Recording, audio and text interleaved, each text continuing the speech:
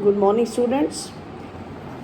Yesterday, I started the chapter Ailing Planet, the role of green movement from Hornbill. It's your chapter 5. Half of the chapter I told you yesterday. In continuation of that, I left the chapter on when Mr. L.K. Jha said that will we leave a burnt planet for our coming generations. Then he said that there are four biological systems that form the foundation of the global economic system according to the book by Leslie R. Brown. The Global Economic Prospect is the name of book. According to that, there are four biological systems and they are fisheries, grasslands, forests and croplands. These four systems provide food and raw material for industry except for minerals and synthetics.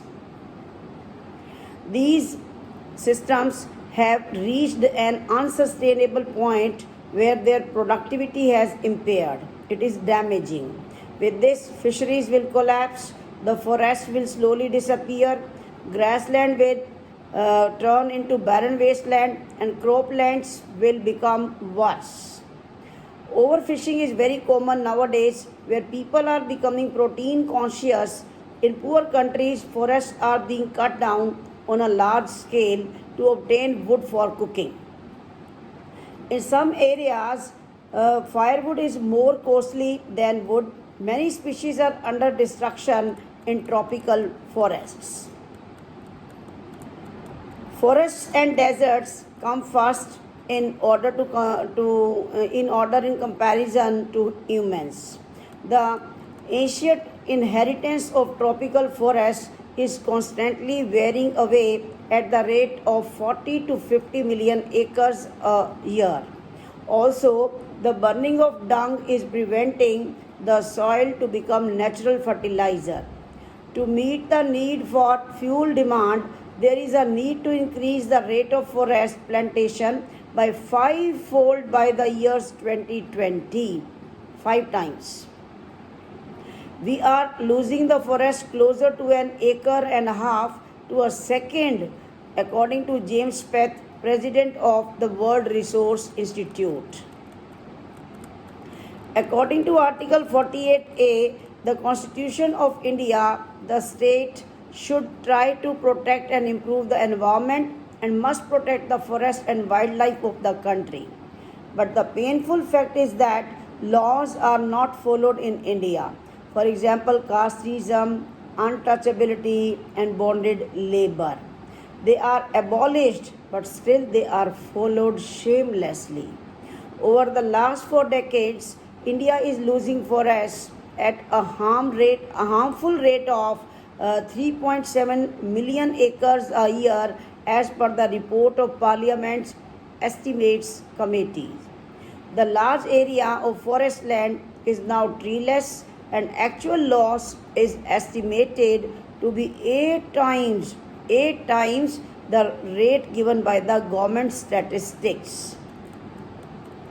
According to the 3-year study conducted by the United Nations using satellites and aerial photography, aerial means by air photography, our environment has got so bad that in 88 countries it has reached the critical stage.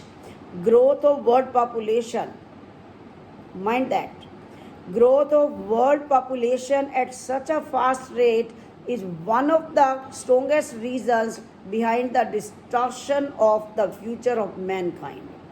When it took more than a million years to reach the first billion population, in the next 100 years, the population number increased by the next billion numbers. In the 20th century, the population reached 3.7 billion and the present number is 5.7 billion. Presently, the case is of the population increasing by 1 million every 4 days. Development is the best possible solution for overpopulation. It can help in reduction in fertility and rise in income. To spread more education, and improvement in health, but if the number of population will increase at the same rate, it may not help in attaining any kind of development. As the rich get richer and the poor births children who are bound to remain poorer. More population will lead to what? More unemployment.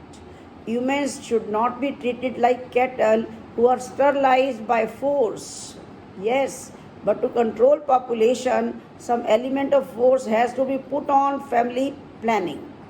Now, humans have to choose between either they should control population or they keep up with poverty. Choice is theirs. If families are bigger, they will remain poor.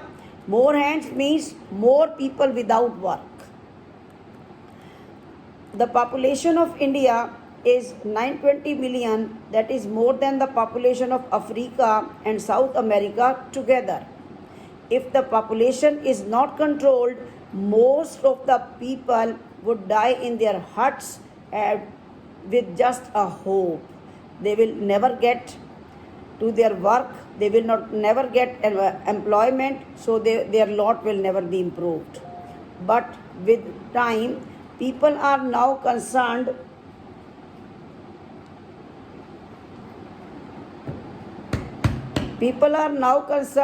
about the survival of the planet. We have now started to see our existence with a comprehensive view. Solving environment problems are a passport to the future and should not be seen as a remark of our death. We should see the world as a whole and not as different parts. This is a global problem, mind that. In the era of responsibility towards the environment, industry plays an important role. Chairman of DuPont, Mr.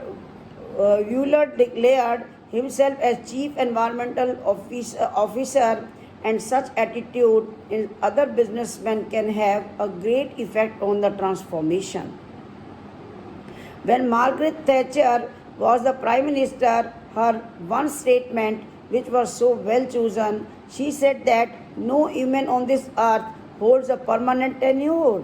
We all have life possession, a full repairing lease. Means we are the tenants of this earth, we are not the owners. We can do repairings, but we cannot damage it. According to Lester Brown, we have borrowed the earth from our children and we have to return it to them safe and sound. It is not gifted to us by our forefathers. Very important line, underline. It is not gifted to us by our forefathers, but we have borrowed it from our children, and it is our foremost duty to return it safe and sound. So, it is your ailing planet. Go through the chapter twice so that you may understand each and every line. It's very important, students. Thank you. Have a nice day.